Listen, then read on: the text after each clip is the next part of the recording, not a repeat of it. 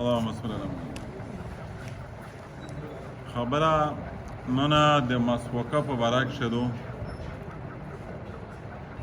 مسوکه ټول عالمونه په دا اتفاق دی د چا اختلاف نشته چې دا سنت دی. البته په دا کې بیا لږ عالمونه اختلاف دی چې یاره د هر اودس سره دی یا د هر منځ سره دی. بهرحال مسوک سنت دی، په دا اتفاق دی. خوش پیغمبر فرمایی چې مسوک دار اهم لازمی ضروری سنت دی چې کچیرې مو ته دا ډور نه وای چې د مو په امتو دا شی ډېر مشکل وي، ګران وي. یو مسوک په لازمي قرار کړی وای، په لازم کړی وای، او بلو مې ورسره د مخصتان میز نو وخت کړی وای چې نو وخت یې کوي. مو ته پته ده چې په امتو مې دا شی مشکل وي ځکه مسوک نه په لازمه و او مخصتانو په هغه نه باشي خلق زنګېږي و اودېږي و که چیرې نو وخت لمینځ په ضروري کا دی و د وي لمانځي نو ځنې پوتې وي د یې وجې نه دا دوه شیونه په دې زه لازم نه قراروم. علما لیکلي دي چې مسوکه په مسوک شی کم و بیش 50 احادیث د مسوک په باره کې 40 احادیث د مسوک په باره کې راغلي دي. ویسا د مسوک ته ګوتې برابر غاټ وي، ویشتې برابر د ویشت وي، اپیل ونې د وي، اپیل ونې د وي.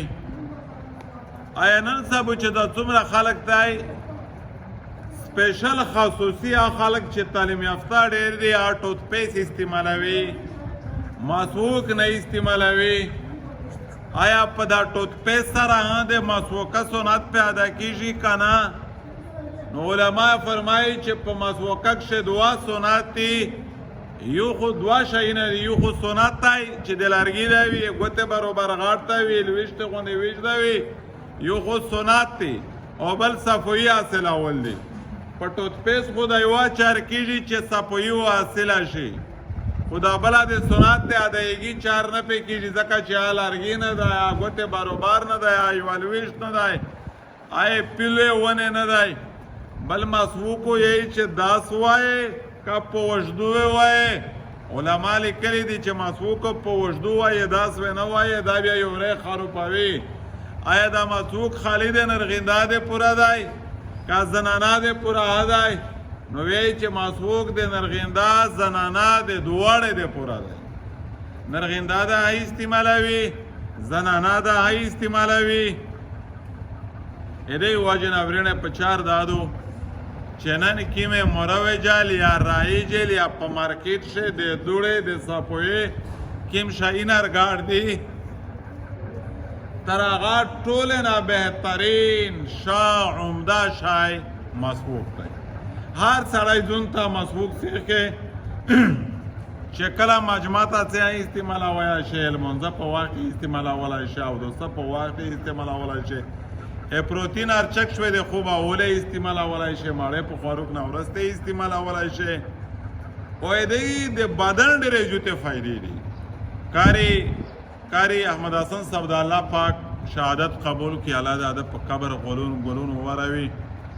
یی چې خلک یی چې مسوک او فایدې دي لیاداره دي مو استود وی چې مو په کاپې ځنې لیکلي دي چې د مسوکش په تلاس فایدې دي. شپه تلاس یو لرګی دی خو کمیشتو چې استعمالوي مایدیوم ټیک وي، دوړو مضبوطې وي، یورو مضبوطې وي، اعصابو مضبوط وي، هاضمه سیستم مضبوط وي، خولې بدبویو نه وي، دوړو سپینې وي.